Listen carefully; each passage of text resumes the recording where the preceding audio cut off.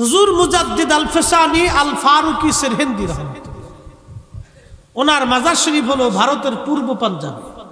অনেক বড় আল্লাহর ওলি ছিল। শিখ চিনেননি আপনারা? শিখ ধর্মের মানুষ চিনেন? এরা পাগড়ি পিঠেতে লম্বা চোরা দাঁড়িয়ে আর সবসময় পাঞ্জাবি গায়ে দেয়, দেখলি মনে হবে যে বিরাট হুজুর।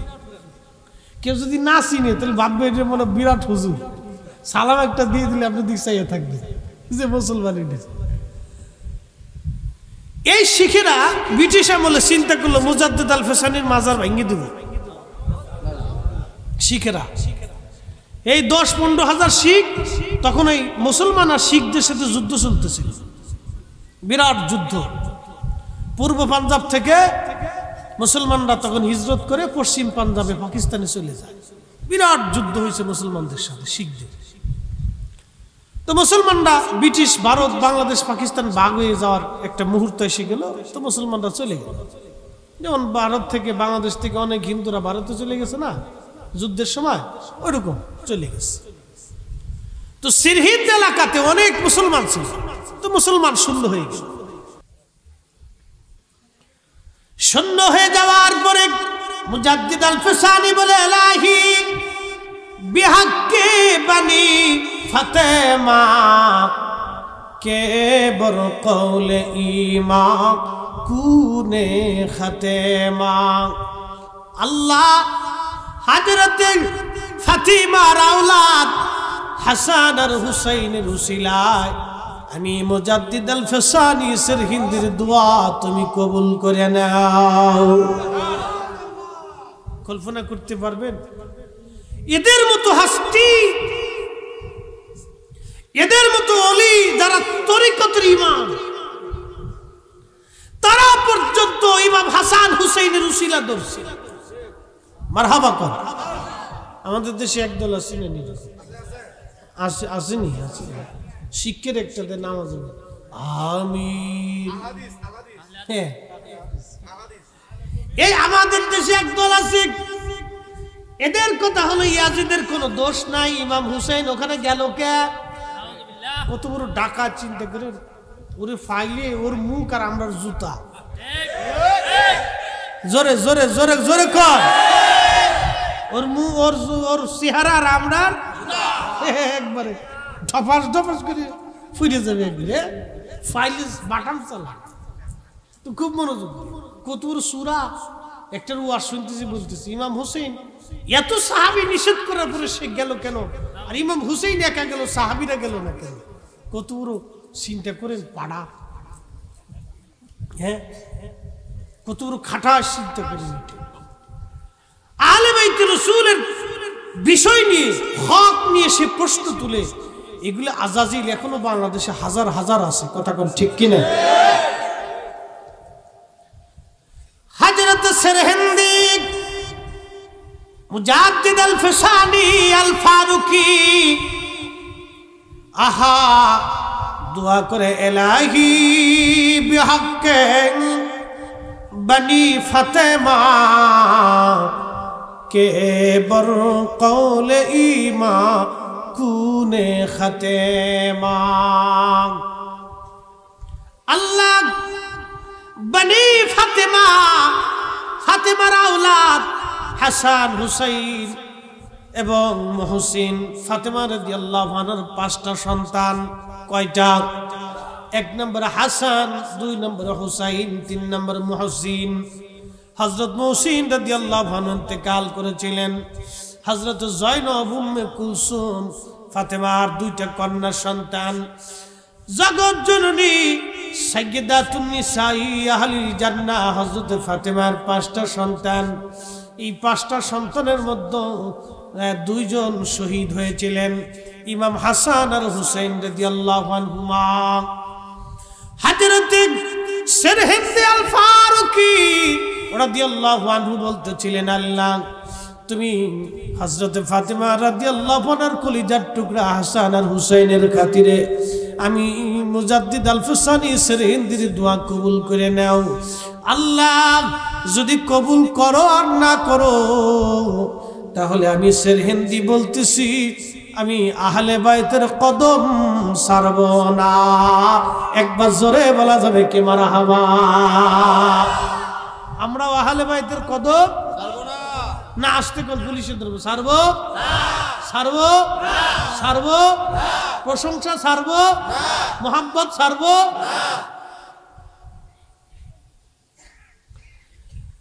হাজরাতে সেরহিন্দি ইমাম হাসান হুসাইনের উসিলা ধরে দোয়া করলেন, আর আমার দেশের নজদিক এসে বলতেছে মরা মানুষের উসিলা ধরা যায় না, শিরিক। দেখেন কত কোয়ালিটির ডাকাত। খুব ভাবলে কিন্তু নামাজটা পড়ে ভাবে একটা লজি কিটু কিটুবি মাথায় দিয়ে খুব একবারে এমন একটা ভাব লইছে যে এর মতো বুজুর্গ আর দুনিয়াত নাই। আমি একদিন গেছি ঠাকুরগা, তো আমার 2 ফার উপর ফাড়া দিয়ে ধরছে। আমি কই, তখন আমি স্টুডেন্ট, ওয়াজ করতে গেছি, ফাজিলে পড়ি। তখন আমি আবার এটা বুঝি সুঝি কর। তখন এই ঠাকুরগা জীবনে প্রথম যে দেখছি, তখন তো এত মিডিয়া সিডিয়া ছিল না। তো আমি মসজিদে আজান দিছি, জোরে চিন্তা করলাম নামাজটা পড়ে আসি। তো ঢুকছি, ঢুকার পরে দিয়ে মা নামাজের সময় দিয়ে আমার 2 ফার উপর 2টা খাড়াই, এমনি ভূতের মতো খাড়াইছি। আমি কি রে এরা কারা? তো ফাড়া দিয়ে ধরার পরে আমি পা সরাই দিই, আমার পার উপর আবার ফাড়া দেয়। তো ফাড়া দেওয়ার পরে আমি চিন্তা করলাম আমি ফরিদপুরের ফুলা তোরে আজকে ছাড়িয়ে দেবো না, তাহলে আজকে যেহেতু আমার ফাড়া দিছোস তাহলে আজকে তোর ধরছি। ওর 2 জনের ফার উপর ফাড়া দিয়ে ধরে আমি খালি মুচড়াইতেছি। আজকে তো নামাজ আমার হইতই না। তো নামাজ শেষার পরে 2টা আমার দিক চাই রয়েছে। আমি চাই কি হয়েছে কি হুজুর আপনি ফাড়া দিয়ে ধরে ফাড়াইলেন কে? তাই আমি বললাম তোরা ফাড়া দিলি কে? আমরা ফাড়া দিছি যাতে শয়তান ভিতরে না ঢুকে। আমি কি শয়তান ঢুকার জায়গার অভাব পড়ছে? তোর লুঙ্গি নিচ দিয়ে জায়গার ভিতর দিয়ে চলে গেছে। কি কথা করবে পরে আর কথা করে বুঝতে যে হুজুর তো খুব ড্যাঙ্গায়, হুজুর চেহারা ভালো কিন্তু হুজুর তো ড্যাঙ্গায়। তা আমি কই তুই আমার সিরিয়াসটাই না। শয়তান ঢুকার জায়গার অভাব পড়ছে, ও জায়গার ভিতর দিয়ে ঢুকে একবার কালবের ভিতরে এসে বইসে তারপরে নামাজ পড়িস নিয়ে মাহফিল তো চলে যা, এটাই বই বই খুঁজায় এমনি। আমাকে শয়তান তো লুঙ্গি নিচ দিয়ে চলে গেছে জায়গা হতে দেখ।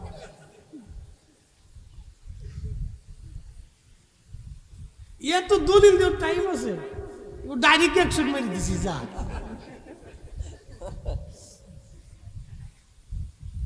প্রিয় মুসলমান, এদের আকীদা, এদের বক্তব্য আমি আপনাদের সামনে শোনাই। এরা বলে কি জানেননি? গরু যিনি বেচেন তিনি বিক্রেতা, যিনি গরু কিনে তিনি ক্রেতা, মাঝখানে যিনি সমন্বয় করেন তেনার নাম দালাল। কথাটা কিন্তু সুন্দর, যুক্তিও তার সুন্দর। এরা বলতেছে যিনি কিনেন তিনি ক্রেতা, যিনি বেচেন তিনি বিক্রেতা, মাঝখানে যিনি সমন্বয় করে দেন তিনি হলো দালাল। ওরা বলতেছে আমরা চাবো আল্লাহর কাছে, সরাসরি চাবো, আল্লাহ সরাসরি দিবে। এই চাওয়ার মাঝখানে উসিলা নামক কোন দালালের আমাদের প্রয়োজন নাই। তারা উসিলাটাকে দালাল বলতেছে। যারা উসিলাকে দালাল বলে ওরাই হলো ইহুদিদের দালাল। সন্দেহ নালে কোরআন মিথ্যা হবে। আমি দলিল দিতেছি। আল্লাহ কোরআনে বললেন ওয়ালাউ আন্নাহুম ইয যালামু আনফুসাহুম জাআউ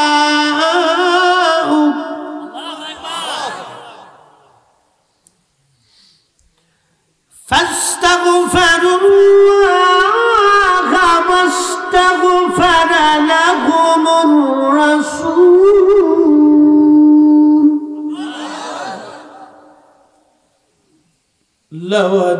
লাওয়াজাদুল্লাহা তাওয়াবার রহিমা।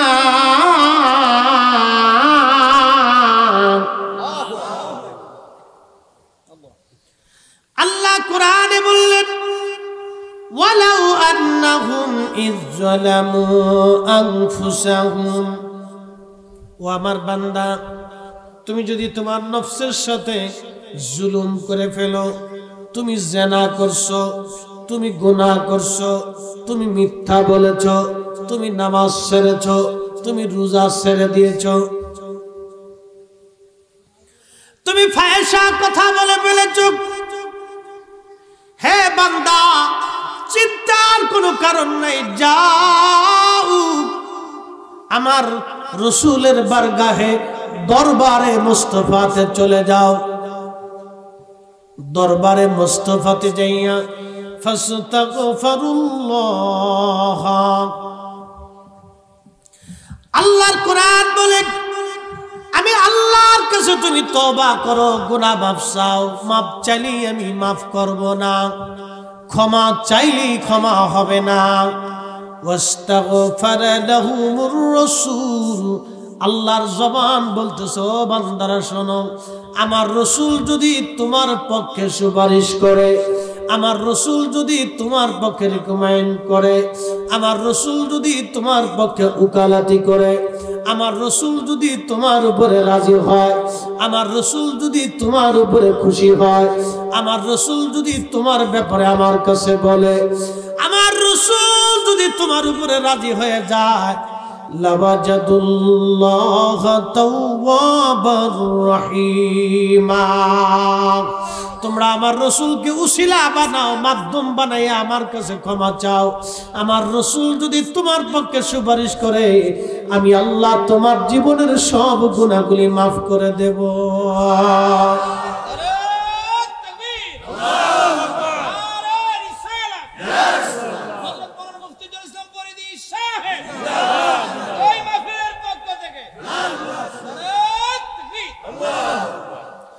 উসিলা মানতে হবে। এই কথা কি আমাদের না মালিকের? স্রষ্টাকে? ধর্ম কার? বিধান কার? আইন কার? আল্লাহ আইন দিয়েছে, উসিলা মানো আমার নবীকে। আজকে উসিলাকে যারা দালাল বলে, তারা মূলত রসুলকে দালাল বলে, তারা আল্লাহকে দালাল বলে, তারা রাসূলুল্লাহকে দালাল বলে, আহলে বাইতকে দালাল বলে, ওলিদেরকে দালাল বলে। যারা আল্লাহ রসুলকে দালাল বলে, ওরাই হলো ইহুদিদের দালাল। কথা বলে ঠিক কিনা? সিহারা মাশাআল্লাহ বালা, দারু খুব সুন্দর, এজিদের পক্ষের লোক তো, খুব ফেটু মোটা, গাঢ় মোটা, ভালাই গেছে। সিয়ারও চকচক করে, পুরো চকচক, এসির ভিতরে থাকে না। সাচ্ছে মুসলমান তারা নামে মুসলমান, ইমানদারের ইমান নিয়ে করছে যারা খেলা, এরাই তো আসলে এজিদেরই চেলা। দাড়ি টুপি পাগড়ি আছে দেখতে মাওলানা, ভিতরে নাই নবী প্রেম, ইয়াজিদে ভরা। হাজার বছরের মুজাদ্দিদ আল-ফাসানি সিরহিন্দি ফারুকি আহলে বাইত রাসূলের উসিলা ধরে দোয়া করে বলে, ইলাহি বিহাক্কি বানি ফাতেমা কে বর কওল ঈমান কুনে খাতেমা।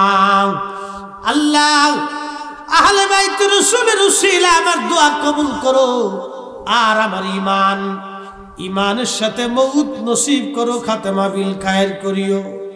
আগার দাওয়াতাম ওরাদ কুলি ওয়ার কবুল, তুমি আমার দোয়া কবুল করো আর না করো। আগার দাওয়াতাম রদ কুলি ওয়ার কবুল, মানা দুস্ত দামানে আলে রসুল। আল্লাহ, তুমি আমার দোয়া কবুল করো আর না করো, আমি মুজাদ্দিদ আল-ফাসানি সিরহিন্দি আমি কইতেছি, আল্লাহ আমি বলতেছি, আলে রসুল হযরত ফাতেমা, হাসান, হুসাইন, আলী, আল্লাহ এদের কদম আমি মুজাদ্দিদ আল-ফাসানি ছাড়ব না। আমি তাদের কদম যে ধরছি, এই নুহের আমি তাদের তরি ধরছি, নৌকা ধরছি, তাদের চরণ ধরছি, আমি সেরহিন্দি ছাড়ব না। আমরা সুন্নিরা বলি আহলে বাইতে রাসূলের কদম আমরা ধরছি, ওই দামান আমরা ধরেছি, ওই নৌকার বইটা ধরেছি, আমরা জীবন গেল ছাড়ব না। হাত উঁচু করে বলেন ঠিক কিনা? কষ্ট হইতেছে? মারি যাবেন কা? ছেড়ে দে সারা রাত ফজর পর্যন্ত কন্যা ইনশাআল্লাহ সব লেখা হয়ে গেছে। এখন বাদ চলে যান, সব লেখা হয়ে গেছে, ফজর পর্যন্ত লিখছেন। আল্লাহকে নিয়ত করছো, দিয়ে দিলাম যা। আল্লাহর এই জন্য সব উম্মত থেকে এই উম্মতের 70 গুণ দাম বেশি। কিন্তু দুঃখের বিষয় জুতা চুরি গিয়ে বাদ গেছে না হলে। মসজিদে যে জুতা চুরি, জুতা কি কুত্তায় লিয়ে যায়? মানুষই লিয়ে যায়।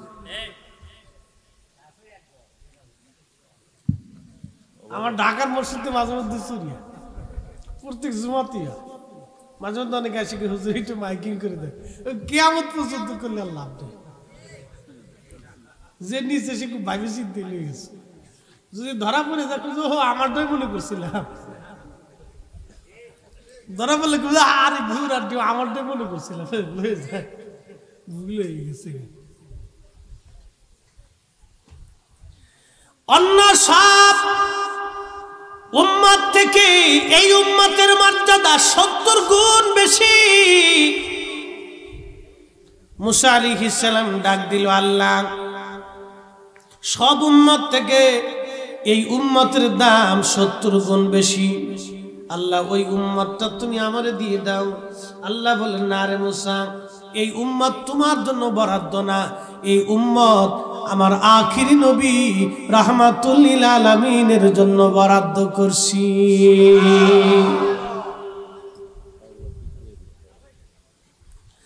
মুসা আলাইহিস সালাম ডেকে বলে, রাব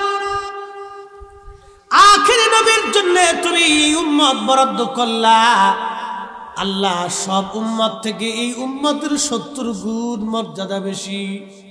ও রব, তাহলে আমার আর নবীর দরকার কি? আমার ওই নবীর উম্মত বানায় দাও। বাড়ি যাইয়ে আরো জোরে কত গুণ দাম? জোরে কোন কত গুণ? 70 গুণ দাম বেশি উম্মতের। 70 গুণের একটা গুণ হায়াত হবে কম, নেকি হবে কম, কিন্তু জান্নাতে যাবে সবার আগে। এটা কি আমাদের গুণে না নবীর গুণে? আমাদের মর্যাদায় না নবীর মর্যাদায়? নামাজ হবে 5 ওয়াক্ত, সওয়াব মিলবে 50 ওয়াক্তের, গুনাহ হয়ে যাবে সেজদায় পড়িয়া, চোখের পানি ফেলতে দেরি হবে, ক্ষমা হতে দেরি হবে না। আমাদের গুণ না নবীর গুণ? এই 70 গুণ মর্যাদা পাইলাম নবীর গুণে। অন্য কোন নবীর উম্মত হলে এই মর্যাদা আমাদের নসিব হতো না। মোল্লারে সিন্নি খাইছো, মোল্লা চিনো নাই। ওই নবীর ইজ্জতের চাদর যারা ধরে ওরাই হলো বর্তমান জমানার বিয়াদব। কথা বলেন ঠিক কিনা?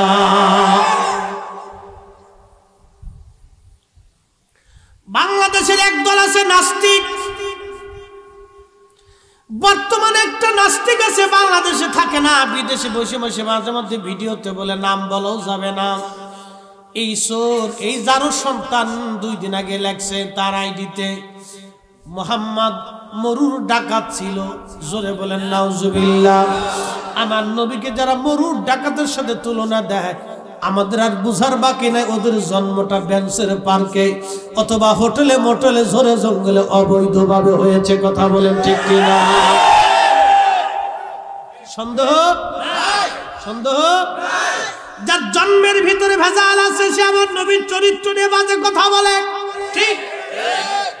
যার জন্মের ভিতরে ভেজাল, যদি কোনো ব্যক্তি যদি জন্মের ভিতরে ভেজাল কোন মানুষের চেহারা দেখতে চাও, যারো সন্তান দেখতে চাও, তাহলে এই সমস্ত নাস্তিকদের চেহারা দেখলে বোঝা যাবে এরা জারজ। যদি বিশ্বাস না করেন ওর মাকে যে জিজ্ঞেস করতে পারে, ওর মা কয়ে দিবে। রাসূলুল্লাহ সাল্লাল্লাহু আলাইহি ওয়াসাল্লামের জমানাতে ওয়ালিদ ইবনে মুগীরা মার গলার মধ্যে ছুরি দিয়ে ধরছে। সূরা কলম নাজিল হলো, কলম, সূরা কলম।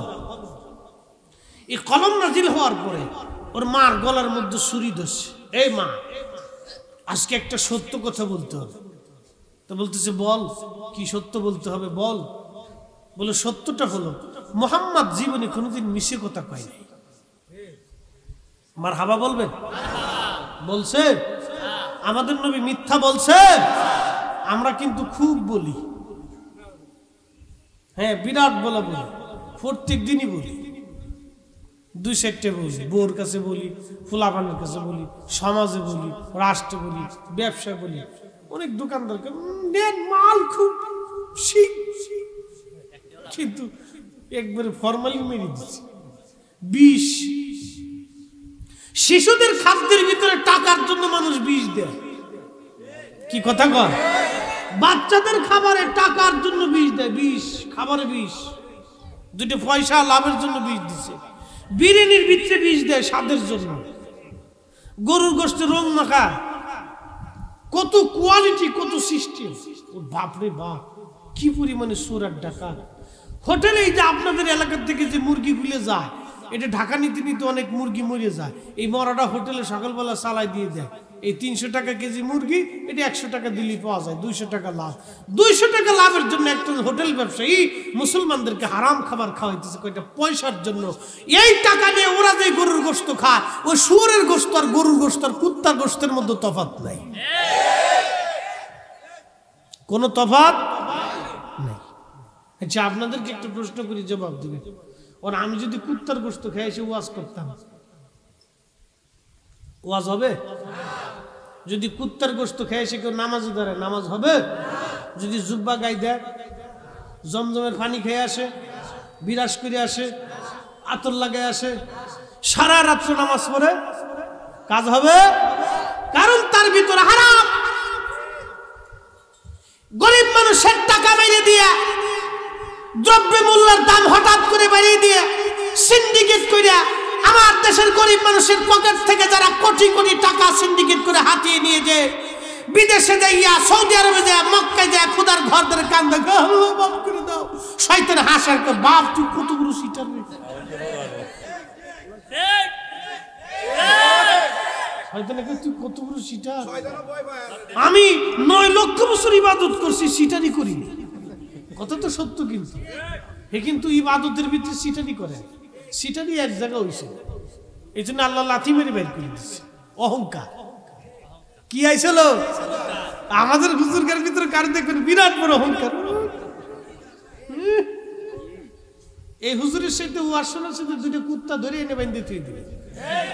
এই কথা কর না, জোরে বলে।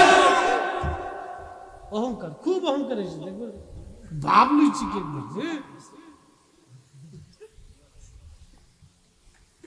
কথা খারাপ করতেছি, খারাপ করলে হুজুর খারাপ পেলেছে। অহংকার করা যাবে না। এই চরিত্রটা শয়তানের, টাকার অহংকার, ক্ষমতার অহংকার, এলেমের অহংকার, এগুলি করা যাবে না, শয়তানের চরিত্র। প্রিয় মুসলমান, খুবই মনোযোগ দিয়ে কথাগুলি শুনে যাবেন বাজার। এইভাবে আমাদের বুঝে যাওয়া উচিত। তাহলে বোঝা গেল আমাদের ইবাদত কবুল হওয়ার জন্য শর্ত হলো হালাল খাবার, হালাল খাদ্য। কি কথা বলেন, ঠিক কিনা? হালাল যদি আপনার রক্তের মধ্যে না মিশে, তাহলে আপনার আমার জীবনে মহা সর্বনাশ হয়ে যাবে, মহা সর্বনাশ হয়ে যাবে। বন্ধু আমার, আসেন আমি এই দিকে আলোচনা অন্যদিকে চলে গেল। যেহেতু মুহররম, শুহাদায়ে কারবালার আলোচনা তুলি ধরতে হবে। আসেন আমি আমার মূল আলোচনার দিকে আপনাদেরকে ফিরিয়ে নিয়ে যাচ্ছি। সেরহিন্দি মুজাদ্দিদ আল ফিসানি আহলে বাইতে রাসূলের কদম তিনি ছাড়বেন না। দোয়ার মধ্যে বলে, আল্লাহ দোয়া কবুল করো আর না করো, আমি আহলে বাইতে রাসূলের কদম আমি ছাড়ব না। আমরাও সুন্নিরা নিয়ত করে গেলাম, আল্লাহ যত সময় পর্যন্ত বেঁচে থাকবো আমরাও আহলে বাইত রাসূলের কদম আমরা ছাড়ব না। আল্লাহ কবুল করুন, জোরে বলেন আমিন। সালাতুন ইয়া রাসূলুল্লাহ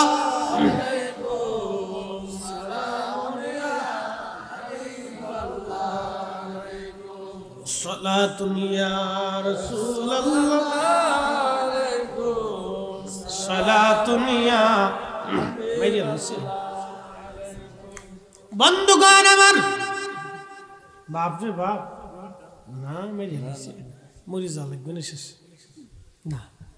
আলোচনা হলো কি, সারা রাত ওয়াজ করলে যে সব বুঝে তা না, কিন্তু ওয়াজের মতো আছে 1-1.5 ঘন্টা করলেই হয়ে যায়, ঠিক কি না? পরে মেরা ওয়াজ করলে হয় কি আগেরটাও ভুলে যায় পরেরটাও ভুলে যায়, ওর তাল ঠিক থাকে আমরা এমন জীবন। এই জন্য পাইনি যা করার এই সচেতন থাকতে থাকতে মেরে দেবো ইনশাআল্লাহ, সিদ্ধার কারণ নেই। আহলে বায়তের পক্ষে কেন থাকবো, কি জন্য আমরা থাকবো? আসেন এবার নবীর হাদিস থেকে বুঝে যাই। হযরত ইমাম হাসান হুসাইন তখন কেবলমাত্র ছোট, সাহাবা একরামরা বসা, আল্লাহ নবীজি দরবারে হাসান হুসাইন আসছে, দুইজন খেলাধুলা করে। তখনও তারা যৌবনে পদার্পণ করে নাই। 10 বছর বয়সের পর থেকে মানুষের আমলনামায় গুনাহ লেখা হয়। কি কথা কন না কেন? 10 বছর বয়স থেকে আমলনামায় গুনাহ লেখা হয়, নেকি লেখা হয়। ইমাম হাসান হুসাইন তখন ছোট, খেলাধুলা করে। আল্লাহ নবীজি সাহাবা একরামকে ডাক দিল, সাহাবীরা রে তোমরা শোনো, আল হাসান ওয়াল হুসাইন ইবনা, আমার এই হাসান আর হুসাইন আমার দুইজন আওলাদ, আমার বংশধর। সাহাবীরা মান হাব্বাহুমা ফাকাদ হাব্বানি, আমার এই দুই কলিজার টুকরাকে যারা ভালোবাসবে তারা আমি নবীকে ভালোবাসবে। ওমান আহাব্বানি, যারা আমি নবীকে ভালোবাসবে, আহাব্বাহুল্লাহ, তারা আল্লাহকে ভালোবাসবে। যারা আল্লাহকে ভালোবাসবে, ওমান আহাব্বাহুল্লাহু আদখালাহুল জান্নাহ, যারা আল্লাহকে ভালোবাসবে আমার মালিক আমার মাওলা আল্লাহ তাদেরকে জান্নাতি বানাবে। তাহলে ইমাম হাসান হুসাইনের মোহাব্বত মানে নবীর মোহাব্বত, ঠিক কিনা? আল্লাহ রাসূল বললেন, মান আহাব্বা সুন্নতি সুন্নতি ফাকাদ আহাব্বানি, যারা আমি নবীর সুন্নাহকে ভালোবাসবে তারা আমি নবীকে ভালোবাসবে। দেখেন এই যে মাথায় পাগড়ি, এটা একটা কাপড়, কাপড়ের কিন্তু কোনো দাম নাই। এটা লেংটিও হতে পারে, পায়ের মোজাও হতে পারে, লুঙ্গির কাপড় হতে পারে, পায়জামাও হতে পারে, আপনারা আবার কি বলে এটা জুব্বাও হতে পারে। যখন যে স্থানে তখন স্থানের দাম আলাদা আলাদা হবে। এই কাপড়টা যখন মাথার পাগড়ি হয়ে গেল তখন এই কাপড়ের দাম বেড়ে গেল। এই পাগড়িটা যখন পরে যাবে তখন অনেকেই উঠাইয়া এই পাগড়িটার চুমা খাবে, এটা পাগড়ি, কারণ এটা নবীর সুন্নত। টুপিটা পরে গেল, টুপি কিন্তু একটা কাপড়, বানানোর আগে তুলার খেতে নাই পাটের খেতে ছিল। এটা এরপরে মারাই টারাই করে মেশিনে নিয়ে আসলো, মেশিন টেশিনে ধুলাই টুলাই করার পরে এটার একটা সুতা বানাইলো, সুতা বানানোর পরে এটা আবার কাপড় বানানো হলো, কাপড় বানানোর পরে এটা আপনার চলে গেল গোডাউনে, গোডাউন থেকে চলে গেল দর্জির দোকানে, দোকানে যাওয়ার পরে ভাগ্যের বদল হলো। এই একই কাপড় এই আপনার আন্ডারগ্রাউন্ডের ওই লেংটি হয়ে গেল, একই কাপড় আবার মাথার টুপি হয়ে গেল। এই লেংটি পরে গেলে কেউ সুমা দেয় না, মোজা পরে গেলে কেউ সুমা দেয় না, কিন্তু বাজান এই মাথার টুপিটা পরে গেলে ওঠে মানুষ সুমা দেয়। একই কাপড়, একই কাপড় ভিন্ন খাতে প্রবাহিত হওয়ার জন্য ইজ্জত কমে গেল, ইজ্জত বেড়ে গেল। বুঝে যেত কাপড় কিন্তু একই। কোরআন শরীফের উপরে আপনার গিলাফ থাকে, কোরআন শরীফ কিন্তু কাগজের মধ্যে লেখা থাকে। ওই কোরআনটা মুসলমানের কাছে এটা বুকে থাকে, কারো মাথায় থাকে, কারো কাঁধে থাকে। কথা ঠিক কিনা? এটারে মুসলমানরা খুব সম্মানের সাথে ইজ্জতের সাথে চুমা দেয়। কিন্তু একই কাগজ, এই যে এদের ভিতরে ইংরেজি টিংরেজি বেদ কিছু আবিজাবি লেখা আছে, এটা আমারও যদি কঞ্জর হুজুর সুমা দেন দিব, কিন্তু এখানে কোরআন শরীফ যদি লেখা থাকে, হাদিস শরীফ লেখা থাকলে হুজুর সুমা দেন, বলা লাগবে না, তার আগে দিয়ে দিই। একই কাগজ, এটা হয়তো বাঁশের মধ্যে ছিল, আর না হয় আখের শুকলার মধ্যে ছিল। এটার মেশিনে রিফাইন করে দিয়ে কাগজ টাগজ বানাই দিয়ে কোম্পানিতে চলে আসলো। এই কাগজটা কোম্পানিতে আসার পরে কাগজের ভাগ্যের পরিবর্তন হলো, ইংরেজি ঠিংরেজি ফিংরেজি আবিজাবি লেখা হইলো, কেউ সুমার টোমা দেন, এটা পান নিচে চলে যায়। কিন্তু এটার মধ্যে যখন কোরআন শরীফ লেখা হয়ে যায়, তখন এটা ইজ্জত বলা হয়ে যায়। আরে আল্লাহর কালামের সাথে সংযুক্ত হওয়ার জন্য, রাসূলুল্লাহর হাদিসের সাথে সংযুক্ত হওয়ার জন্য যদি একটা কাগজের ইজ্জত, একটা কাপড়ের ইজ্জত যদি বেড়ে যায়, তাহলে আমরা রাসূলুল্লাহর আওলাদকে ভালোবাসার জন্য কিয়ামতের ময়দানে আমরা জান্নাতি দলের আগে থাকবো। হাত উঁচা করে বলেন ঠিক কিনা?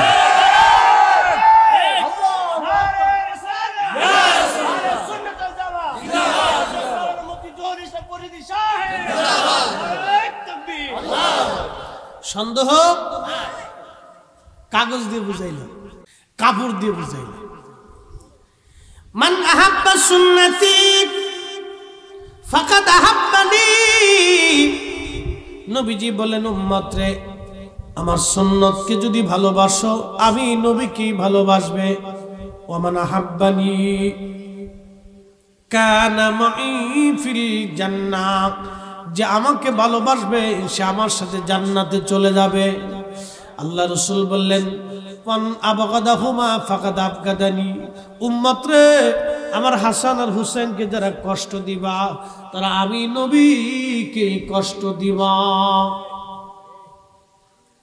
আমার হাসান আর হুসাইনকে যারা কষ্ট দিলা, আমি নবীকে কষ্ট দিলা। ওমান আবগাদানি ফাকাদ ওমান আবগাদাহুল্লাহ, যে আমাকে কষ্ট দিলা সে আল্লাহকে কষ্ট দিলা। ওমান আবগাদাহুল্লাহু আদখালাহুন নার, যে আল্লাহকে কষ্ট দিলা মালিক মাওলা থেকে জাহান্নামী বানায় দিবে। তার মানে ইমাম হাসান আর হুসাইনকে যারা কষ্ট দেয়, সে মূলত আল্লাহকে কষ্ট দেয়। আর যে আল্লাহকে কষ্ট দেয়, আমার মালিক আমার মাওলা থেকে জাহান্নামী বানায় দেয়। এই জন্য আমরা মরলেও হাসানের পক্ষে, হুসাইনের পক্ষে, বাঁচলেও আহলে বাইতে রাসূলের পক্ষে। কথা কোন ঠিক কিনা? সমাজ আমার সাথে থাকলেও পক্ষে, না থাকলেও পক্ষে। বিবি সন্তান আমার সাথে থাকলেও পক্ষে, না থাকলেও পক্ষে।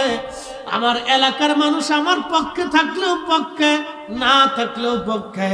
দেশের মানুষ আমার পক্ষে থাকলেও পক্ষে, না থাকলেও পক্ষে। জীবন গেলেও পক্ষে, না গেলেও পক্ষে। আহা, আহলে বাইত রাসূলের পক্ষে, নবীর পক্ষে সারা জীবন কাটাইতে হবে। কথা বলেন ঠিক কিনা? গিরগিটি চিনেন? গিরগিটি চিনেন? আচ্ছা, এই যে কথা কইেন না, আম্মাজানরা কথা কইেন না, বাপরে বাপ, এই জাতি যে জায়গায় যায় সেই জায়গায় খালি সিয়াও সিয়াও সিয়াও সিয়াও করতে থাকে। আমার ঘরে দুইজন আছে, তুফান উঠে ফেলায় ঘরের ভিতরে। ওর মাকে আর থাকতে পারি না, কিছু করে নাই, তুলা দিয়ে রাখো।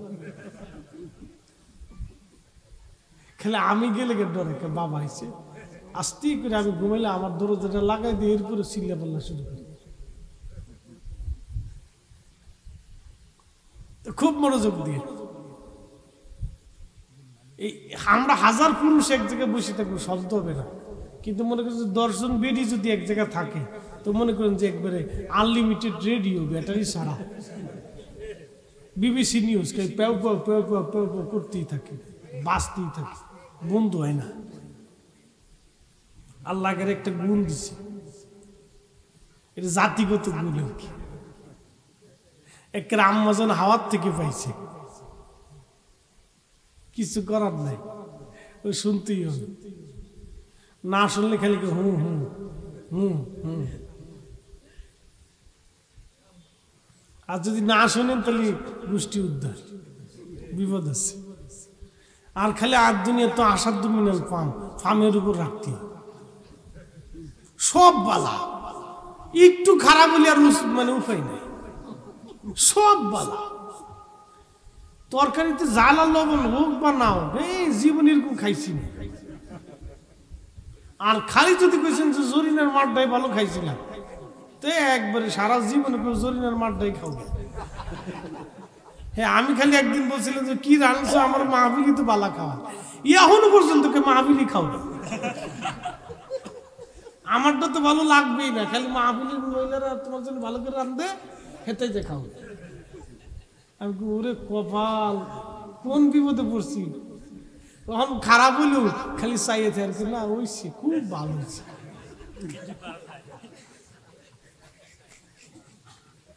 কিছু করার নেই তো, ঘরের ভিতরে বিশ্বযুদ্ধ বাধায় লাভ দেয়।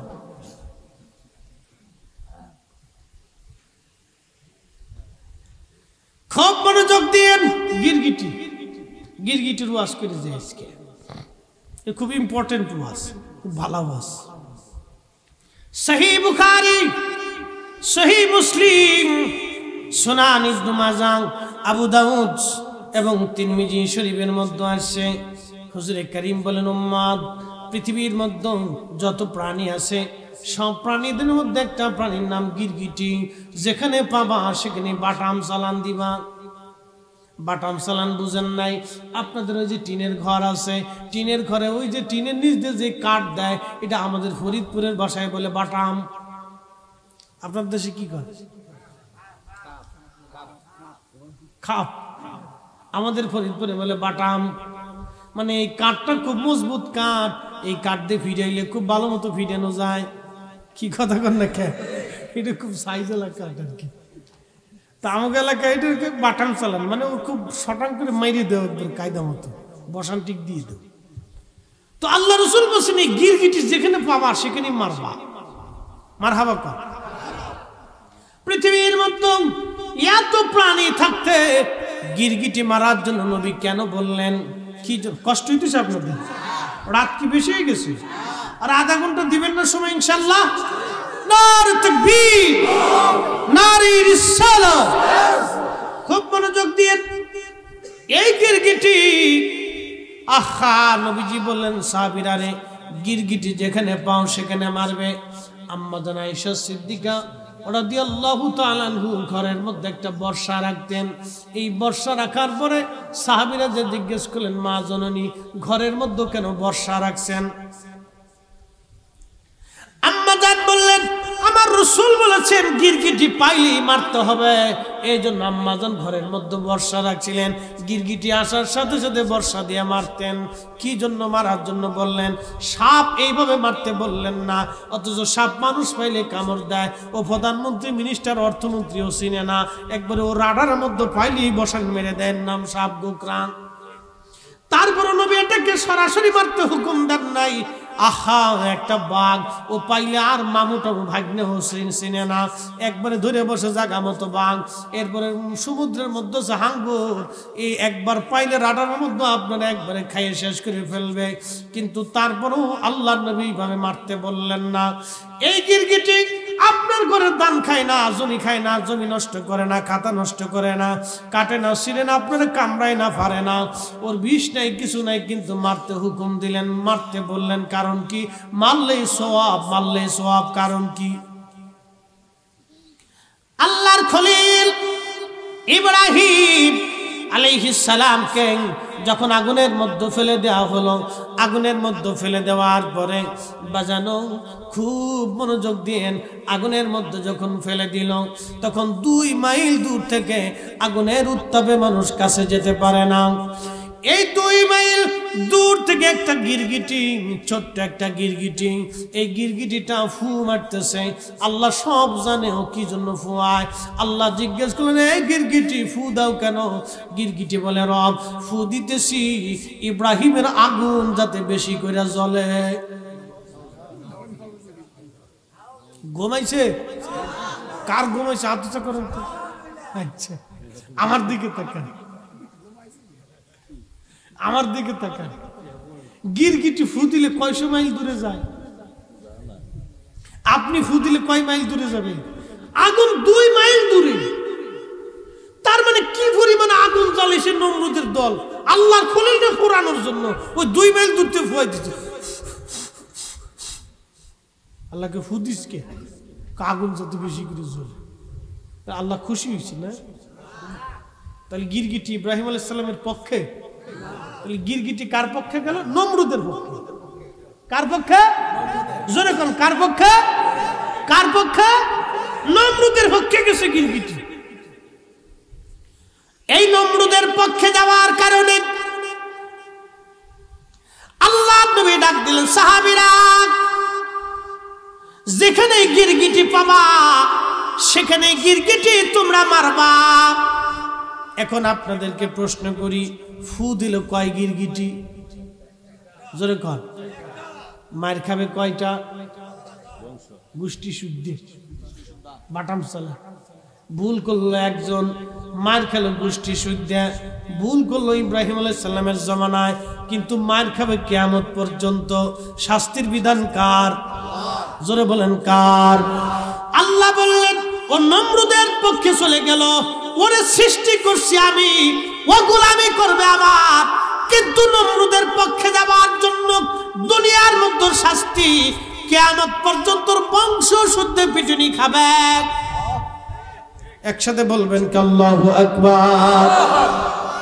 বাজানো খুব মনোযোগ দিয়ে কথা শুনেন, আমরা ইমাম হুসাইনের বিরুদ্ধে না পক্ষে? আজকে যারা ইয়াজিদের প্রশংসা গায় ওরা কার পক্ষে? জোরে জোরে। তার মানে বোঝা গেল ওরা হলো গিরগিটি। জোরে জোরে জোরে জোরে হাত উঁচা করে বলেন, হাত উঁচা করে জোরে। ওরা কি? ওরা কি? গিরগিটি। আজকে চিনিয়ে দিয়ে গেলাম গিরগিটি একবারে। না মারামারি করুন না, গিরগিটি।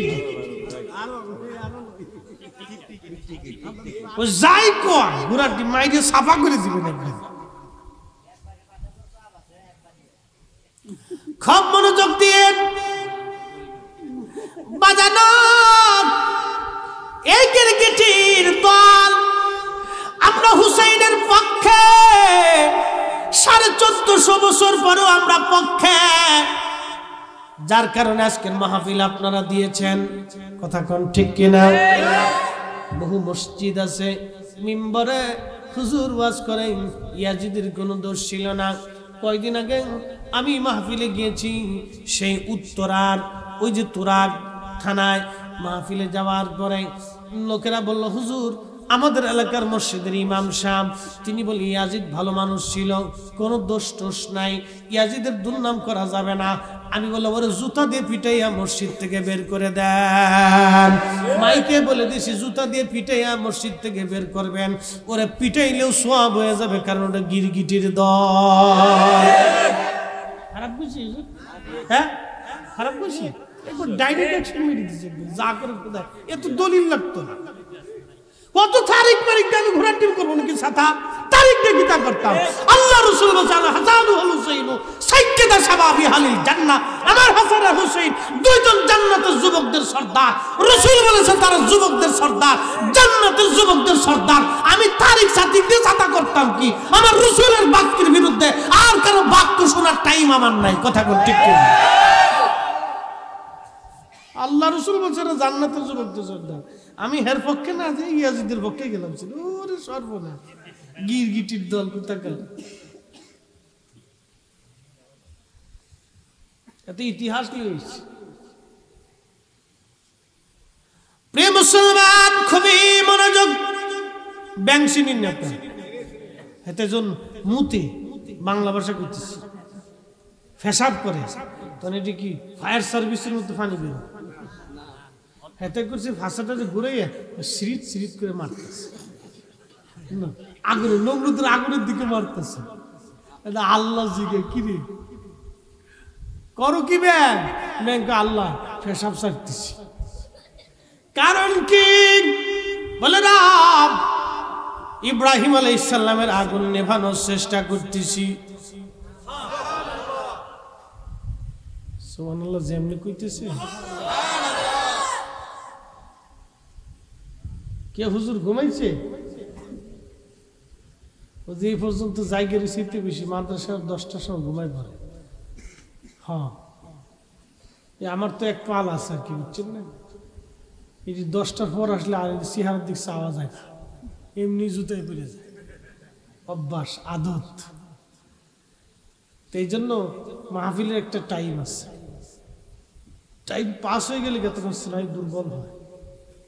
আমাদের সুন্নিদের একটা ভুল আছে, আমরা আসি দেরিতে, যাই দেরিতে, আগেও বুঝি না, পরেও বুঝি না। আমাদের আসা উচিত মাগরিবের নামাজের পর পর, 11টার ভিতরে শেষ, স্নায়ু শক্তিশালী থাকে, ওয়াজ শুনে বাড়ি পর্যন্ত মনোযোগ করে নিয়ে যাওয়া যায়, বুঝতেন নি? রাত 12টার পরে গিয়ে তখন স্নায়ু দুর্বল হয়, অটোমেটিক দুর্বল হয়, বক্তারও দুর্বল হয়, শ্রোতারও দুর্বল হয়। তখন এই রাত 12টার পরে যে মানুষ জায়গায় রাখতে যাই, আমরা হই হুল্লা করা লাগে, একটু জিকির করার লাগে, একটু তালে মালে গোতালে এটা সেটা করা লাগে, কিছু করার নাই।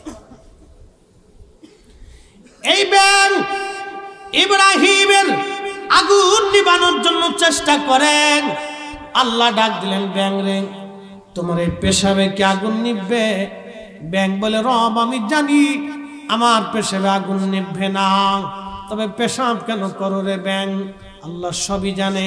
ব্যাং ডাক দিল, রব এই জন্য পেশাব করি কিয়ামতের মাঠে কোটি কোটি মাখলুকের ভিড়ে তুমি যখন আমাকে ডাক দিবারে ব্যাং, তোমার ভূমিকা কি? আমি ব্যাং বলবো, রব আমি পেশাব ছেড়ে দিয়ে চেষ্টা করেছিলাম আগুন নিভানোর জন্য, মালিক মাওলা আমি জানি আমার পেশাবে আগুন নিভবে না গো আল্লাহ, কিন্তু কিয়ামতের ময়দানে আমি যাতে জবাব আমি দিতে পারি। আল্লাহ ডাক দিলেন, ব্যাং তোর পেশাবটাকে আমি পাক বানাইলাম। আমরা মানুষ পানি খাই কিন্তু পেশাব পাক না, কিন্তু ব্যাং ও পানির ভিতরে থাকে, আল্লাহ পেশাব পাক বানাই দিল। আল্লাহ ডাক দেয়া বলেন, আমার বান্দার শরীরে তুই পেশাব ছাড়বি, ওযু করা লাগবে না, দত করা লাগবে না, আমি আল্লাহ তোর পেশাবটাকে পবিত্র বানাইলাম। একবার জোরে বলা যাবে কি আল্লাহু আকবার? আমরা ব্যাঙের মতো আওলাদে রাসূলের পক্ষে, নবীর ইজ্জতের পক্ষে, আহলে সুন্নাত ওয়াল জামাতের পক্ষে, আল্লাহর ওলিদের পক্ষে মরার এক সময় পর্যন্ত আমরা থাকবো। কথা বলেন ঠিক কিনা? আমাদের এই পক্ষে থাকলেও আল্লাহর কিছু আসা যায় না, বিরুদ্ধে চলে গেলেও আল্লাহর লাভ নাই, কিন্তু পক্ষে থাকলে ব্যাঙের মতো আমাদের লাভ আছে। আর যদি বিরুদ্ধে চলে যান তো গিরগিটির মতো বাটাম চালান চলবে। বুঝে কবরেছে যে মাটির উপরে আজ আছেন, কালকে মাটির নিচেই ঘর হবে, বৃষ্টি নামছে, বৃষ্টি খাতির হবে না। ছেলে সন্তান আর বলবে না আব্বা 1.5 লক্ষ টাকার খাটের মধ্যে শুইছে, 3 দিন দেরি করে, বৃষ্টি নামার শেষ হোক, আব্বারে কবর টবর ফাঁকা টাকা করে তারপরে দিয়ে দেবো, এই সিস্টেম নাই। ও ছেলে বলবে 24 ঘন্টা পরে পায়খানার রাস্তা দিয়ে পোকা চোকা বেরোবে, গন্ধ টন্ধ বেরোবে, তাড়াতাড়ি দিয়ে দেন। স্ত্রী বলবে তাড়াতাড়ি দিয়ে দেবে, রাখার দরকার নেই। তখন সবাই খালি করবে তাড়াতাড়ি ছাড়বে, তাড়াতাড়ি তাড়াতাড়ি, দম ফুরাইলেই তাড়াতাড়ি। দুনিয়াটা কিচ্ছু না, খামাখা আমরা যুদ্ধ করি, অশান্তি করি, মারামারি পারামারি, আরেকজনের জমিন নিয়ে কারাকারি, জুতা নিয়ে কারাকারি, টিহেলে পারামারি, মিশে দেবে। একদিন মাটির ভিতরে হবে ঘরে মন আমার, কেন বাঁধো দালান ঘর, মন আমার কেন বাঁধো দালান ঘর। বাজার আমার একটু কারবালার দিকে চলে যায়, বেশি লম্বা ওয়াজ সুযোগ নাই। হযরত আহলে বাইত রাসূল ইমাম হুসাইন রাদিয়াল্লাহু আনহু মস্তক মোবারক, মাথা মোবারক থেকে, দেহ মোবারক থেকে মাথা মোবারক আলাদা করা হলো।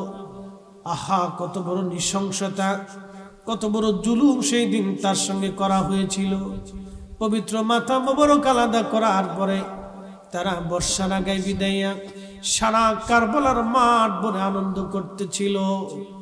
আরে হযরত আওলাদ রাসূলের পবিত্র দেহখানা ধুলার মধ্যে রেখে 70টা ঘোড়াকে তারা সিরিয়াল করে 70 জন সোয়ারি চড়িয়া ঘোড়া দাবড়াইতেছিল।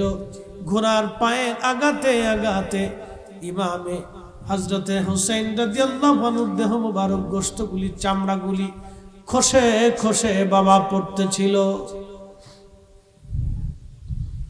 খসে খসে যখন পরে দলিত বলিত হয় কারবালায়, হযরতে জাইনব সহ্য করতে পারেন নাই। আহা দৌড়াইয়া ভাইয়ের পবিত্র জিসম মুবারকের পাশে দাঁড়াইয়া মদিনার দিকে তাকায় জয়নব কাঁদে আর বলে, ইয়া মুহাম্মাদাহু সাল্লাল্লাহু আলাইকাল্লাহ, ইয়া মুহাম্মাদাহু সাল্লাল্লাহু আলাইকাল্লাহ। ওগো নানা জান, আপনি দেখেন আপনার উপরে দুরূদ। নানা গো, আপনার উম্মতেরা আপনার হুসাইনের সঙ্গে কেমন আচরণ করে গো নানা জান। কারবালার পূবালি বাতাস আপনার হুসাইনের শরীরের উপর দিয়ে ধুলাবালি ছড়ায়। আপনার উম্মত দলিত মলিত করে গো নানা, যারা কাঁদলে তুমি নানা সহ্য হয় নাই, যারা ব্যথা পাইলে তুমি নানা ব্যথা পাইতাম। আজকে তারা এই কারবালার ময়দানে দলিত মলিত হয়।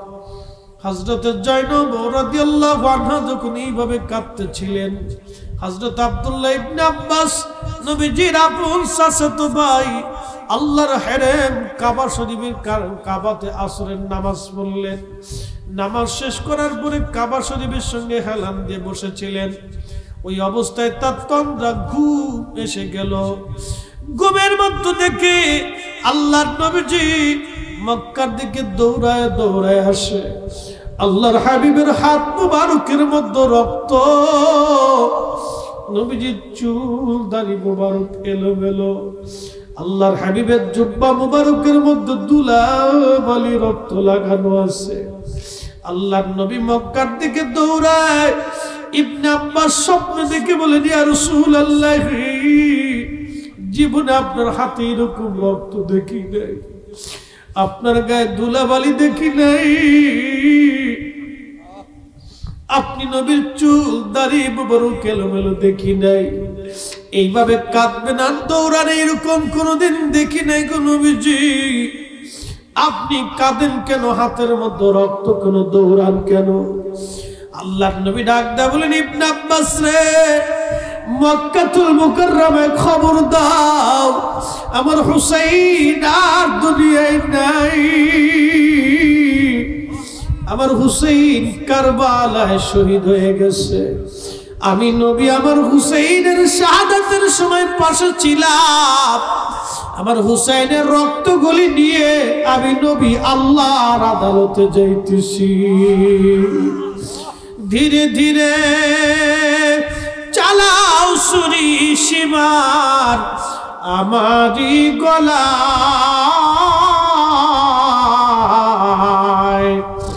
জয়নাল আবেদিনের কান্দন শুনতে দাও আমায়, জয়নাল আবেদিনের কান্দন শুনতে দাও আমায়। ধীরে ধীরে চালাও ছুরি সীমার আমারি গলায়,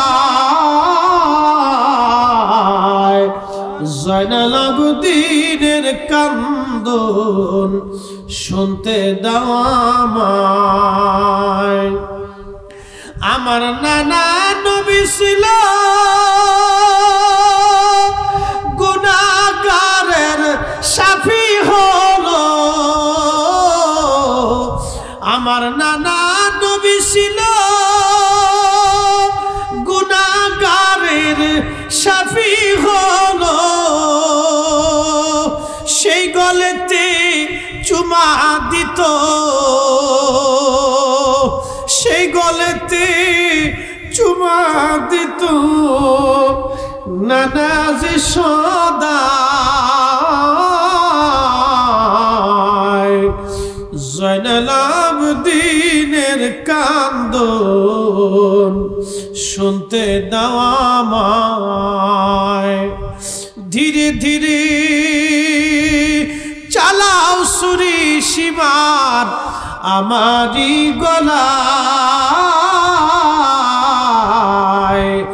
জয়নাল আবেদিনের কান্দন শুনতে দাও আমায় জয়নাল আবেদিনের কান্দন শুনতে দাও আমায়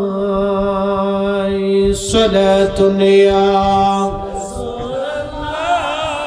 আলাইকুম সালামুন ইয়া হাবিবাল্লাহ। আল্লাহর নবী এই কথা বলে কাঁদতে লাগলেন। ইবনে আব্বাস বলেন ঘুম ভেঙে গেল আমার।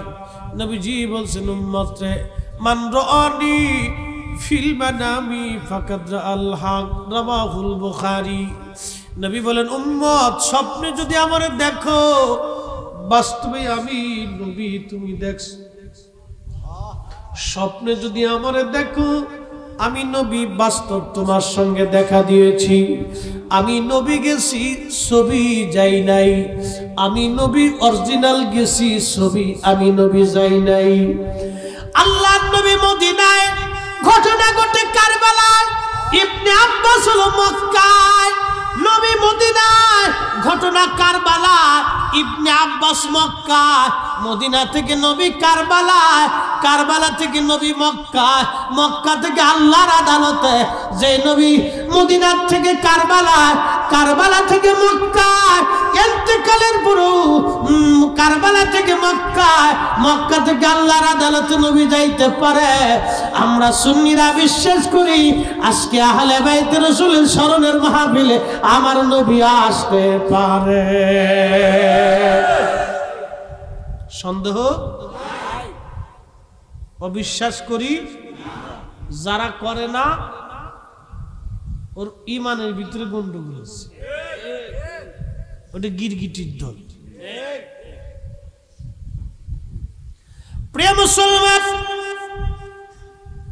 আহলে বাইতে রাসূলের পবিত্র মস্তক নিয়ে যা হলো কুফায়।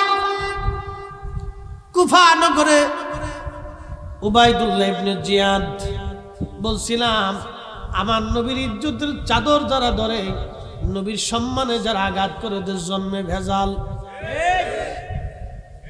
ভেজাল আছে। বাংলাদেশের অধিকাংশ নাস্তিক জিডি আল্লাহ রাসূলের ইজ্জত নিয়ে কথা বলে সবকটার জন্মে ভেজাল আছে।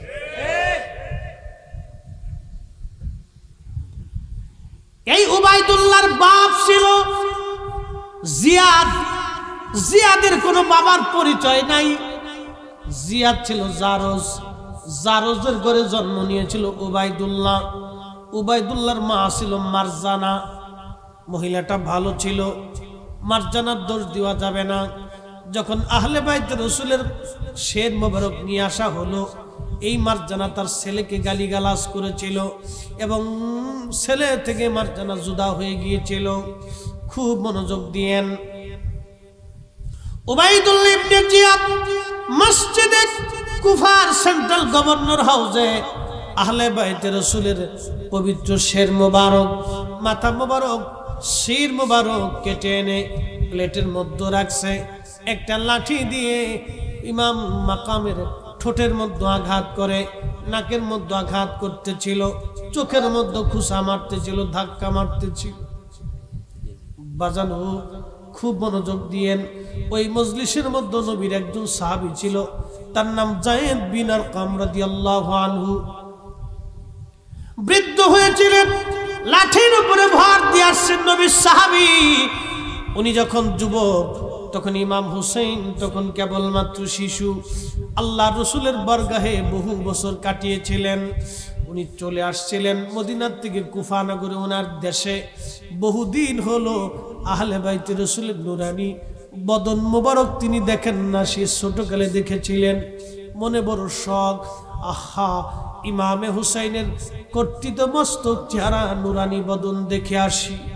দেখার জন্য তিনি ওই ঘরের মধ্যে গভর্নর হাউসে ঢুকার পরে দেখতেছিলেন উবাইদুল্লাহ একটা লাঠি দিয়ে আহলে বাইত রাসূল ইমাম হুসেন রাদিয়াল্লাহু আনহুর পবিত্র মুখ এবং চোখের মধ্যে লাঠির আঘাত করতেছে। ঠিক এমন সময় নবীর সাহাবী বরদাস্ত করতে পারেন নাই। যায়েদ বিন আরকাম চিৎকার মেরে বলে উঠলেন, এরে মারজানার ছেলে, এই মারজানার ছেলে, তোর লাঠি ওইখান থেকে নামা। আমি রাসূলুল্লাহ সাহাবী যায়েদ বিন আরকাম বলতেছি, তুই যে ঠোঁটের মধ্যে আঘাত করো, চোখের মধ্যে আঘাত করো, বদন মুবারকে আঘাত করো, আমি রাসূলুল্লাহ সাহাবী দেখছি ওই ঠোঁটের মধ্যে আমার নবী শত শতবার চুমা লাগাইছে। তোর লাঠি সরারে মারজানার ছেলে, লাঠি সরা। সাহাবী বরদাস্ত করতে পারেন নাই। উবাইদুল্লাহ ডাক দিলেই, বুড়া সাহাবী, তুই যদি বুড়া না হতি এই মজলিসের মধ্যে তোকে কতল করতাম। যায়েদ বিন আরকাম বললেন, এই মারজানার ছেলে, আমি রাসূলুল্লাহ সাহাবী, আল্লাহর হাবিবের সাহাবী, আমি একবার না, আমি যদি 1000 বার তুই আমাকে শহীদ করে দিস, আর 1000 বারও যদি আল্লাহ আমার জীবন ফিরিয়ে দেয়, আল্লাহর নবীর পক্ষে, আহলে বাইতের পক্ষে আমি যায়েদ বিন আরকাম 1000 বার শহীদ হওয়ার জন্য প্রস্তুত আছি। একবার জোরে বলবেন আল্লাহু আকবার। এটার নাম ঈমান, এটার নাম ভালোবাসা। আহা, তাকে ঘাড় ধাক্কা দিয়ে মজলিস থেকে বের করে দেয়া হলো। আল্লাহ রাসূলের একজন সাহাবীকে বের করা হলো। নবী বলেন, না সাহাবী কান্নুজুম, আমার সাহাবীরা আকাশের নক্ষত্র তুল্য, তোমরা একজন সাহাবীর অনুসরণ করলেই তোমরা হেদায়েত পেয়ে যাবা। ও নবীর উম্মত, পবিত্র শীত মুবারক নিয়ে আসছে উবাইদুল্লাহ মসজিদের মধ্যে নিয়ে আসার পরে, এই মসজিদের মধ্যে নিয়ে আসার পরে উবাইদুল্লাহ মিম্বরে, আর ওই পবিত্র শির মোবারক, মাথা মোবারক রাখছে তার পায়ের সামনে রাখার পরে মসজিদের মধ্যে হাজার হাজার মুসলমান নামাজ পড়ার জন্য আসছে। উবাইদুল্লাহ ইবনে জিয়াদ আজ নামাজ পড়াবে। আগের জগরার যারা গভর্নর, রাজা, বাদশা, তারা নামাজ পড়াইতো।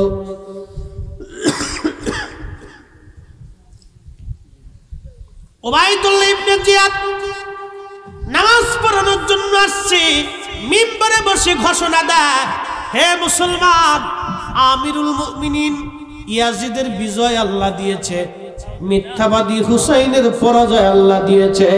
একবার জোরে বলা যাবে কি নাউজুবিল্লাহ। আজকে ওরা কারা যারা ইয়াজিদের প্রশংসা খুদার ঘর মসজিদে মিম্বরে বসে করে? তার মানে বোঝা গেল ওরা সব কটাই উবাইদুল্লাহ ইবনে জিয়াদের জারর সন্তান।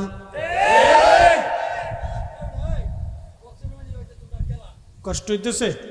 ওই ফ্যানটা একটু ঘুরাই দে, বাতাসে গুদুম গুদুম আওয়াজ, দেখো একটু ঘুরাই দে। হ্যাঁ ঠিক আছে, ঘুমাইস না? ওরা জীবনে ওয়াজ কোনদিন বাইট পর্যন্ত নিছে? ওরা যদি বাইট পর্যন্ত ওয়াজ নিত, ওরা ওলি আল্লাহ হয়ে যেত। যতলা ওয়াজ শুনছে জীবনে, কি কথা কন না? কিন্তু বাইট পর্যন্ত নেয় না, এই পর্যন্ত তুই জায়গা ছিল দূর ওয়াজের জায়গায় ওয়াজ থাকে, আমরা মাইক নিয়ে যাই। ওরা সারা জীবন মাইক টানছে, ওয়াজ টানে নাই। ওয়াজ যদি টানতো তো ওলি হয়ে যেত। কথা কর, তাহলে আমরাও ওয়াজ টানতে হবে না, খালি বিরিনি টানবেন? কি কথা কর না? খালি বিরিনি টেনে যাবেন না ওয়াজ টানবেন? বিরিনিতে এটা আল্লাহর রিজিক নিতে হবে, এটা বরকতের খাবার। মাহফিলে যেটা, এটা বরকতের জিনিস, ঠিক কিনা? অলির বাড়ি যেটা, এটা বরকতের খাবার, এটার ভিতর বরকত থাকে। এটা আলাদা আল্লাহর মেহমানদের জন্য করা হয়। দোয়া কালাম পড়িয়া ফাতিহা খানি করে তারপরে করা, এটার ভিতর বরকত আছে। নিয়ে যাবেন, কিন্তু ফাড়াফাড়ি করা যাবে না, দুই টুকলা ধরা যাবে। অনেকে একটা পকেটে আর একটা হাত পাই দেবে সালা। হে মনে করছে আমি জিতছি, সে আসলে জিতলে সে ঠকছে। কেউ যদি মনে করে যে আমি আরেকজনের টাকা মেরে দিয়ে খুব জিতছি, ও জিতে নাই, ও ঠকছে। আমাদের দেশে অনেকে যে বাদাম বেছে না, এখন তো আগে তো গলায় ঝুলে বেচতে, মনে হচ্ছে একটু ভ্যানের ভিতরে করে লইয়া জাগাত বেছে। আচ্ছা, এই বাদামালার ব্যবসা কয় কোটি টাকার ব্যবসা কিন্তু? হ্যাঁ, অল্প টাকার ব্যবসা না? অনেক খোলা পানে বাদামালার দাম কত? 100 গ্রাম বাদাম 100 গ্রাম 25 টাকা। মাপেন কত, 250 গ্রাম মাপতে থাক। এদিকে মাপতে মাপতে এদিকে 25 গ্রাম খেয়ে নিস। কি কথা কেন, ঠিক কিনা? মাপতে মাপতে 25 গ্রাম শেষ। আচ্ছা, এই 25 গ্রাম যে খাইছে এদিকে সুন্নত না মুস্তাহাব? জোরে কর, ফতোয়া আমি দেব না, আপনারাই দেন। জোরে জোরে। এই 25 গ্রাম বাদামের জন্য কিয়ামতের মাঠে এই বাদামালার পিছনে খালি ঘুরবার খায়, বাদামালা মাফ করে দে, বাদামালা আইসি গেট আউট, আইসি গেট আউট, দূরে যা। আজকে আর ভাবি না আমার 25 গ্রাম খাইছি কি খেতে। সে কিয়ামতের মাঠ বলে খালি ঘুরবার বাদামালা মাফ করে দেবে, আইসি গেট আউট, দূরে যা। আমার কথা হলো আমি ওর বাদাম খাবো না, ওর পিছনে ঘুরবো না। কি কথা ঠিক কিনা? মনে রাখতে হবে, আমরা হাসতে হাসতে ভুল করি। জীবনে কতজনের বাদাম যে খাওয়াইছে আল্লাহ জানে।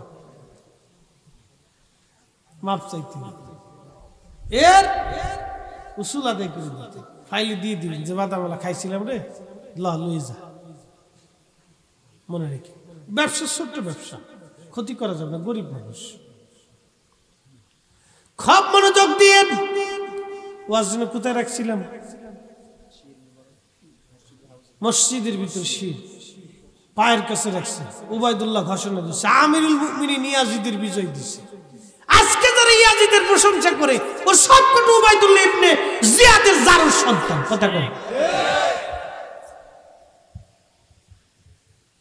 দেশের শয়তানি ঘুরে গেছে।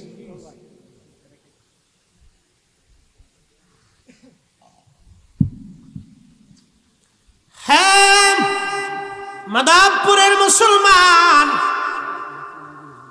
মহিলারা কি ওয়াজ শুনতেছে? আসে না? আচ্ছা ঠিক আছে, বেডিকের ওয়াজ শোনার দরকার।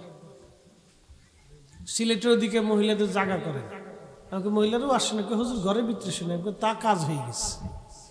ঘরের ভিতরে ওয়াজ শুনে বেডিরা খায় কাম পাইছে না। যারা স্টার জলসা না দেখলে ফ্যাটের মতো হজম হয় না, হাতে আবার আমরা ঘরের ভিতরে হজম, কত বুজুর্গ বেডি।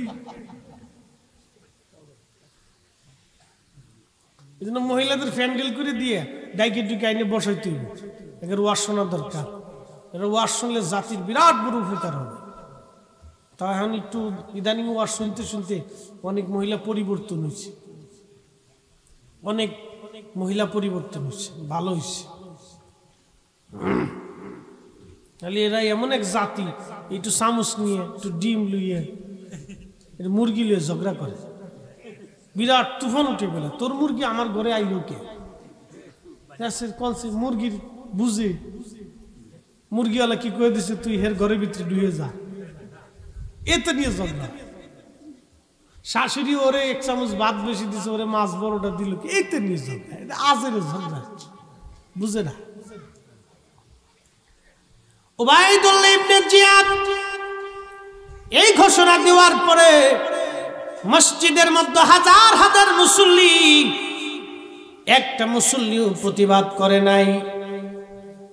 কিন্তু মসজিদের এক কোণে একজন অন্ধ আশিক রাসূল বসা ছিলেন, তার নাম আব্দুল্লাহ ইবনে আফিফ।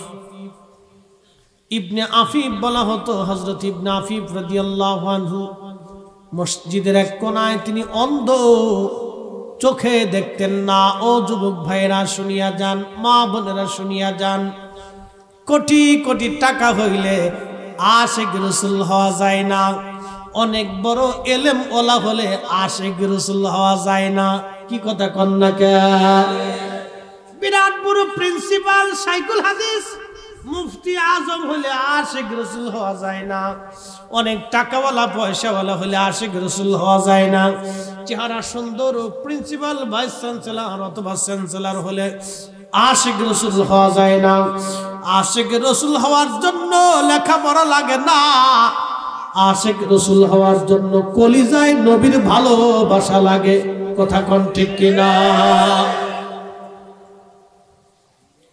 হযরত আফিফ ইবনে আফিফ মসজিদের এক কোণায় বসা, তিনি অন্ধ, চোখে দেখেন না। অন্ধ হলে কি হবে? ইশকে রাসূল দিয়ে কলিজাখানা তার অন্ধ ছিল না। নবীর ভালোবাসায় কলিজাটা তার জিন্দা ছিল, কলিজায় তার চোখ ছিল। অন্তরের চোখ তার খোলা কিন্তু বাহিরের চোখ তার বন্ধ। বাকি মসজিদের সকল মুসল্লির বাহিরের চোখ খোলা কিন্তু অন্তরের চোখ তাদের বন্ধ। কথা কোন ঠিক কিনা? যার কারণে আমার পীর মুর্শিদ একটা কথা শের গাইতেন, যার কারণে গত সৃজন রে দেখো চন্দ্র সূর্য তারা শূন্য ভরে আসে অচল নিশ চলে ধরা ধরে নবী পদবিনে ভাব সবই মিশে। কথা বলেন ঠিক কিনা? যে মজাসে ইশকে নবী কিবা তারো যাত না তোরা ইবেন হাবিবুল্লাহ নাহি কোনো ভাবনা। আল্লাহুম্মা সাল্লি আলা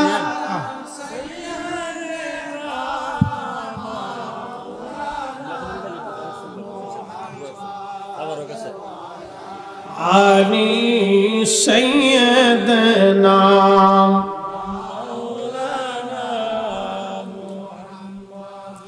ওয়াজের শেষ পর্যায়ে কষ্ট বাড়াবো না। মসজিদের মধ্যে হাজার হাজার মুসল্লি, সবার চোখ আছে কিন্তু দিল কানা। কিন্তু একজন মুসল্লি তার নাম ইবনে আফিফ রাদিয়াল্লাহু আনহু, চোখ তার কানা কিন্তু দিল তার তাজা। আচ্ছা, এই অন্ধ আশিক রাসূল মসজিদের কোনায় দাঁড়ায় গেলেন, ডাক দিয়ে বলে এই মারজানার ছেলে, আল্লাহু আকবার জোরে বলেন, হাত উঁচা করে বলেন আল্লাহু আকবার। মসজিদের এক কোণে দাঁড়িয়ে আশিক রাসূল বলে এই মারজানার ছেলে, তুই আজকে আমার রাসূলের আওলাদকে মিথ্যাবাদী বলো, নবীর দুশমনকে আমিরুল মুমিনিন বলিস। মারজানার ছেলে, আমি ইবনে আফিফ, চোখ যদি আজকে ভালো থাকতো, দুনিয়া যদি দেখতাম, মসজিদের মধ্যে তোরে জমাই দিতাম, কতল করতাম। একবার জোরে বলা যাবে কি আল্লাহু আকবার? চিৎকার মেরে বলেন না ইয়া রাসূলুল্লাহ। হে রাসূল, তোমায় ভালোবাসি অন্তরে শুধু মুখে নয়, জান্নাতের আশায় নয় হে রাসূল, জাহান্নাম কেউ ডরি না। তোমায় পাওয়ার আশায় মন ছুটে যাই মদিনা, এ আশিক দিদার দাও না, আর দূরে থাকিও না। হে রাসূল, তোমায় ভালোবাসি অন্তরে শুধু নয়, জান্নাতের আশায় নয় হে রাসূল, জাহান্নাম কেউ ডরি না। আল্লাহর নবীর পক্ষে সেদিন কথা বলার জন্য হযরত আফিফ রাদিয়াল্লাহু আনহুকে জবাই দেওয়া হয়েছিল। বাজান হযরত ইবনে আফিফ জবাই দিলেন, জবাই হলো, নিজের জীবন দিল কিন্তু ঈমান, কথা বলেন না কেন? জীবন দিল কিন্তু ঈমান দিল না। হে মদনপুরের সুন্নি মুসলমান, রাসূলুল্লাহর পক্ষে ইবনে আফিফের মতো আমাদের জীবন চলে গেল, নবীর পক্ষ ছাড়া যাবে না। হাত উঁচা করে বলেন ঠিক কিনা?